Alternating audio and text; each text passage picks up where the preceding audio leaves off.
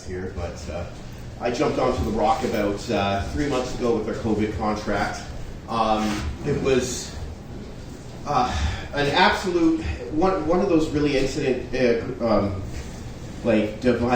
divine coincidences where something horrible happens to you and it just completely opens a door in your life, and I think that's kind of what I want to speak on today. People call it divine intervention or coincidence, and I think it really depends on how you want to look at it. If you want to come from a scientific, realistic, kind of atheistic point of view and see that just things sort of fall as they do and they don't have any significance, or if there's actually like a spiritual aspect behind it. And for me, I've had too many of these things happen in my life for that to be ignored, really. I don't know about fate or if things are pre-written, but I do believe kind of once you start falling into accepting that these things do come from a higher sort of divine source, you're going to find an easier pathway to things and probably a few more answers to what's really going on in your life, and maybe some guidance in how to fall out of perhaps some difficult situations. I'm going to bring in just one incident I had when I was younger. I grew up in Dunnville, Ontario, which, if anybody knows where that is, they're probably cringing right now. It was a great place to raise a family or a plant. Still a family in Dunnville. Yeah. Okay, plug your ears. It was a tough place to grow up as a creative guy. It still kind of adheres to a lot of really conservative mentality, and with that, any sort of people that look a little different or act different or dress different or have different inclinations, we kind of get outcast into that town. And I went through some pretty interesting stuff when I was younger, and we won't get into all of the things that happened, but essentially I ended up kind of a pariah in my town, and I was facing bullying incredibly bad. I couldn't go to high school without acts of violence happening pretty much every day. It was bad. It got to a point where people were showing up at my parents' house looking for me. So one instance in this sort of, when this was really starting to peak, I was at a video arcade where I used to play, where, basically it was one of the only places that I could go to safely in that town. And I had a scrum with a guy earlier on in that day, and I kind of came out on top of it. His friends exactly were really happy about it, so they came back, and it was a group of about probably 30 people deep, pulling me outside of the building, telling me that I had to fight this guy again, and if I won this time, then I was going to get jumped. And this was around the same time where there's a lot of swarming incidences happening in Hamilton. I remember there was that young man who was killed up at Lime Ridge Mall. This was about the same time this happened. And I walked outside and saw what I was facing. And, I danced around a bit. The thing was, I knew that I could beat this guy in a fight, but I couldn't, because if I did, I was going to get jumped by these guys. So I had to kind of handle it. So we walked around the building a bit until everybody kind of started closing up on me. And then I was able to sort of double back and run through the building. And so this is where my talk kind of comes back. Right as I was cutting out of that building, a friend of mine from kindergarten was pulling in his truck, and I was able to jump in his truck and get away. And apparently these guys had held the whole place hostage for like about a half hour afterwards, thinking that I was still in the building. But I don't know what caused that saving grace in my life. And, I'm still a little bewildered by it, but more and more I start to understand what sort of plan there is here for me. And,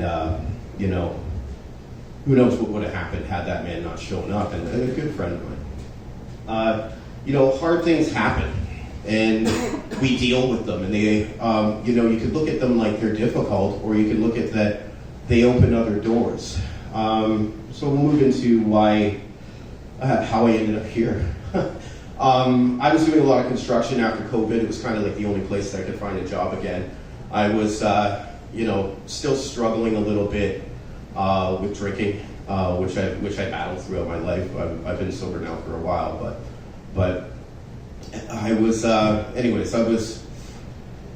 managed to get into AA after years, and finding that decision and the spirituality that was involved with it was really the thing that I knew. I found out, and it's cool that you touched down on this because I didn't realize that I was going to talk about this anyways, was that there was this spiritual side to me that needed to be appeased for me to move forward. And I was always trying to fill that in with substance and a whole other sort of decadent kind of living. But now that I've, again, sort of tuned into this sort of flow of God and spirituality, I just keep on getting, I had that hole that was in my life that's now kind of filled. That going to AA really helps. If anybody needs to talk about that afterwards, come and see me. But there's that spiritual side too that was really missing from my life. You know, I've always kind of lived a spiritual life, but I've never really accepted it into my life as sort of a factual thing that I can tune into and allow to lead me and to let go and release into. And when I'm making the right decisions and when I'm moving in this positive aspect, all of these things just kind of start to come together. And it's a weird thing how they come together, because you might be on the wrong path and not know it, and then something intervenes and you're just like, what happened? And then you just have this huge opportunity. So as I was cleaning up, I've been pretty clean, but I was battling drinking a bit, and I was still working in some construction, and I was skateboarding over at Beasley Park, and I'm 42, I shouldn't be, but I still do because I enjoy it.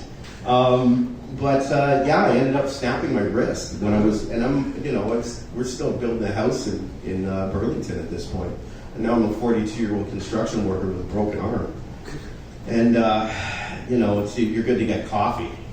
That's about it. So I started investigating. Like I was building this music program that I brought here, and looking into that, and I happened just at this time, like we were trying to move this music programming into the Rock before I was here, and you guys were going through some change ups, and I wasn't able to get it in, but it was almost right when I broke my arm that I get this call back from Karen saying, "How don't you come in and show us what you got for this?" So I did, and it was just, without that broken arm, I wouldn't have had the allowance and the room for me to actually come back and start working at what I left 10 years ago. Like I'd actually been here about a decade ago doing what I'm doing now. And again, these hard things, they open doors, and I just kind of let God take control and have this happen to me, and just kind of have faith in the fact that things are going to be okay if I'm doing the right thing. And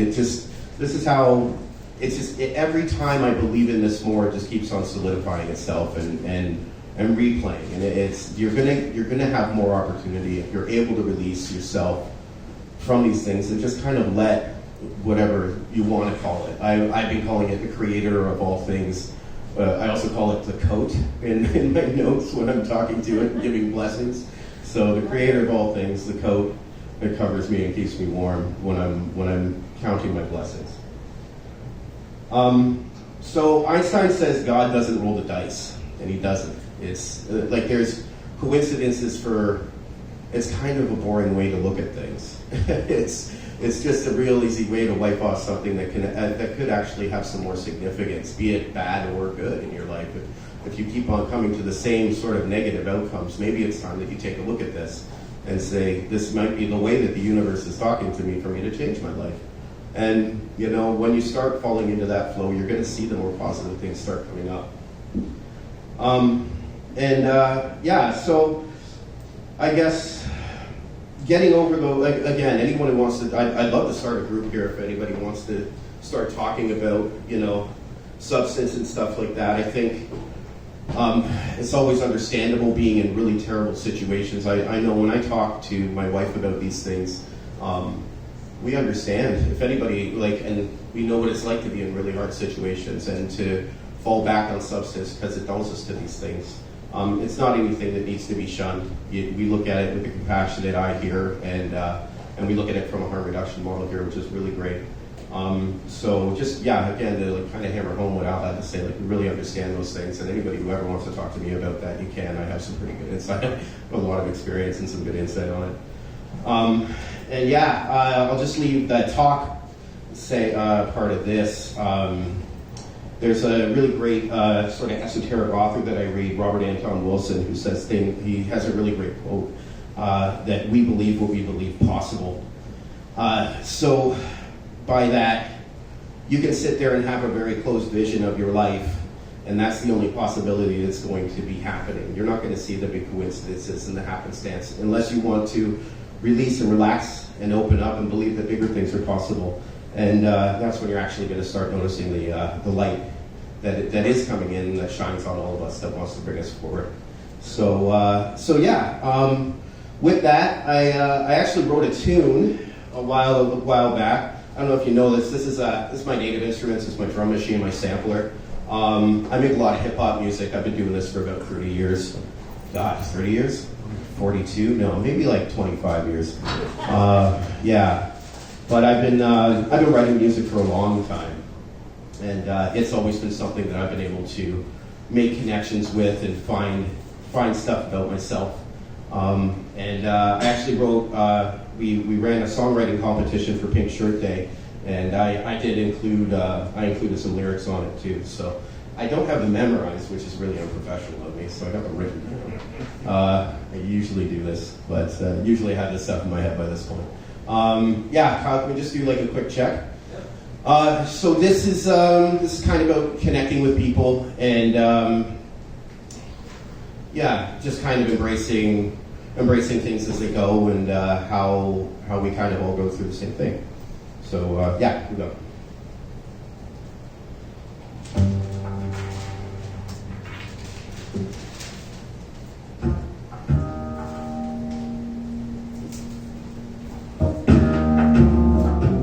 Check.